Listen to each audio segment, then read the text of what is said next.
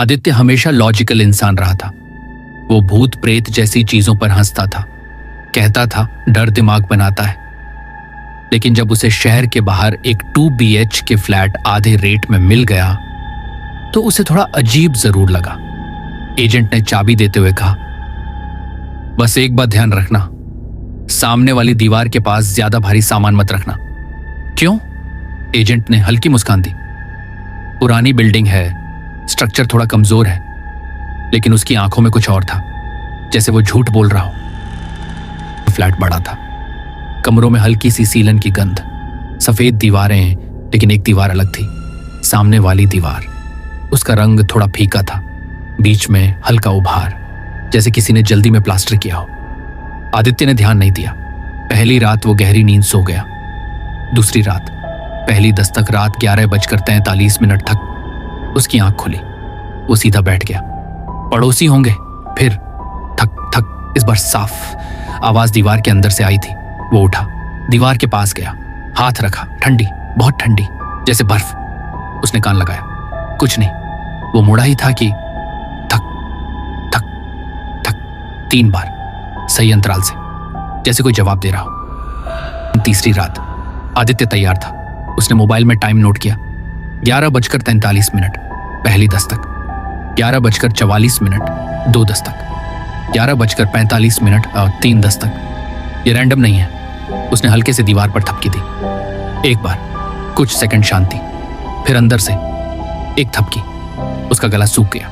उसने 2 बार थपकी दी, अंदर से 2 बार। अब उसके हाथ कांप रहे थे। कोई अंदर है। नाम रात 3:03 उसे लगा जैसे कोई खुरच रहा हो, धीरे, लंबा, खिंचता हुआ। खर्र। वो डरते हुए उठा। कमरे में अंधेरा था, लेकिन दीवार के उस हिस्से पर हल्की सी नमी दिख रही थी, जैसे अंदर से कुछ रिस रहा हो। उसने कान लगाया और तभी बहुत हल्की आवाज, फुसफुसाहट, याब टिप टिप। उसका नाम धीरे, टूटा हुआ, जैसे कोई बोलना सीख रहा हो। वो पीछे हट गया। यह संभव है, चाहे इतिहास। अगले दिन उसने नीचे रहने वाले बुजुर्ग से पूछा, इस फ्लैट में पहले कौन रहता था? बुजुर्ग चुप हो गए, फिर बोले, 3 महीने पहले एक लड़का था, अचानक गायब हो गया। गायब? पुलिस आई थी, कुछ नहीं मिला, बस दीवार टूटी हुई थी। आदित्य का दिल तेज धड़कने लगा। दीवार? हाँ, वही सामने वाली। उस रात उसने फैसला किया, मैं देखूंगा अंदर क्या है। उसने हथौड़ा उठाया। पहला वार, प्लास्टर टूटा। दूसरा वार, छोटा सा छेद बना, अंदर काला अंधेरा। उसने मोबाइल की टॉर्च जलाई। रोशनी अंदर गई और फिर एक आंख, सफेद, बिना पलक झपकाए, सीधे उसे देखती हुई। आदित्य चीख पड़ा, पीछे गिर गया। छेद बड़ा होने लगा, अंदर से उंगलियां निकली, लंबी, नीली, टूटी हुई। दीवार हिलने लगी, जैसे अंदर से कोई धक्का दे रहा हो, और आवाज आई, तुमने मुझे आजाद किया। असली सच्चाई, दीवार पूरी नहीं टूटी, लेकिन छेद बंद भी नहीं हुआ। अंदर कुछ था जो हिल रहा था, जो सांस ले रहा था, जो अब कमरे में फैल रहा था। अगले दिन आदित्य गायब था। दरवाजा अंदर से बंद।